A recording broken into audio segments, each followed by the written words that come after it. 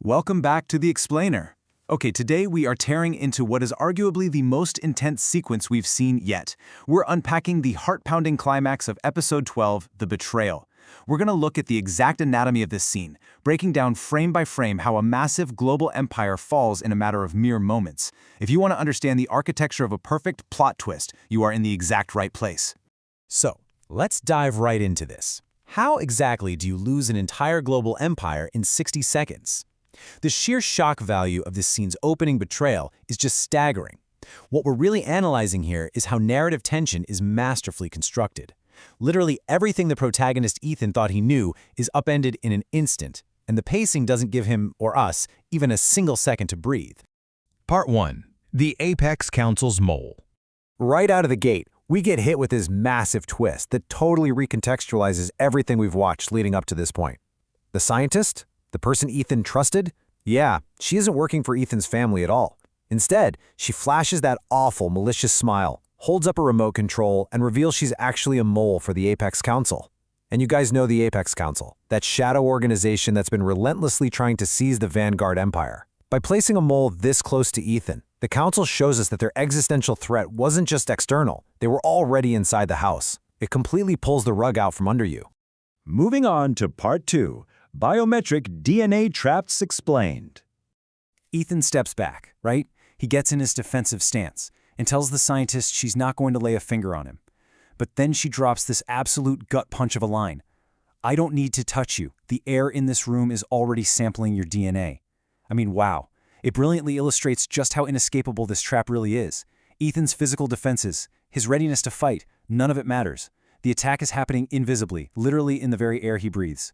So how does an invisible trap like this actually work? The Apex Council relies on a beautifully terrifying three-step process. Step 1. Isolate the youngest living Vanguard descendant. That's our guy, Ethan, the final piece of their puzzle. Step 2. Sample his unique biometric signature, his DNA, using those invisible air bioscanners we just mentioned. And Step 3. Use that stolen signature to activate the global network.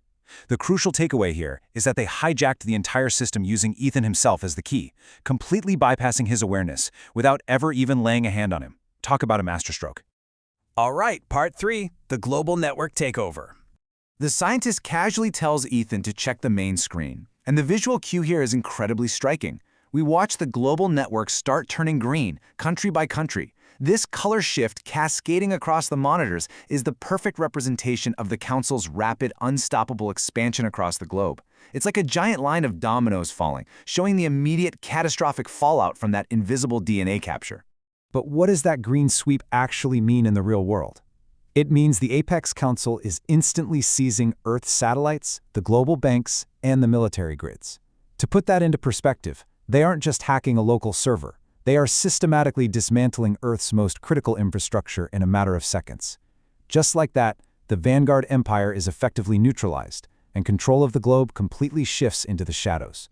Which brings us to Part 4, the Master Override Notebook. Right in the middle of this overwhelming planetary meltdown, Ethan's mother throws us a lifeline, a single desperate glimmer of hope. She screams at Ethan to use the notebook. Now, as we know, this isn't just any notebook. It contains the master overrides. This crucial plot item is suddenly thrust right into the spotlight as the one potential key to reversing this massive, catastrophic global hack.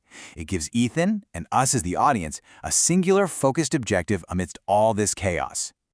Finally, Part 5, analyzing the cliffhanger ending. This is where the absolute genius of the writing shines. We have this intense, constant contrast playing out. On one side, you have the macro stakes, satellites, banks, and military grids falling to the Apex Council. It's a threat so massive it's honestly kind of hard to wrap your head around. But the scene doesn't end on some giant screen turning green. Nope. It pivots immediately to the micro stakes, the visceral, immediate loss of Ethan's closest allies. His mother gets trapped in a pod, and Marcus gets knocked out. It instantly grounds this huge global takeover in immense personal tragedy, helping us feel the true heavy weight of the scene. Let's actually map out the final, devastating seconds of this climax, just to see exactly how incredibly fast everything falls apart. 3 seconds ago, the scientist pulls the trigger on her remote. 2 seconds ago, an energy field activates, trapping Ethan's mother inside that glass pod.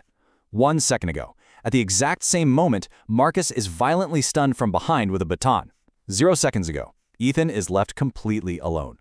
By mapping it out like this, you really see how rapidly his entire support system is systematically and violently dismantled, literally in the blink of an eye. So that leaves us right here. Ethan is completely alone in a room with the architect of his downfall. The global network is completely hijacked, the Vanguard Empire is basically ash, and his closest allies have been neutralized in mere seconds. Is that master override notebook really Ethan's only hope? And honestly, how is he possibly going to reach it and survive this absolute betrayal? Talk about a cliffhanger. Thanks for joining this explainer, and we will definitely see you next time to figure out what happens next.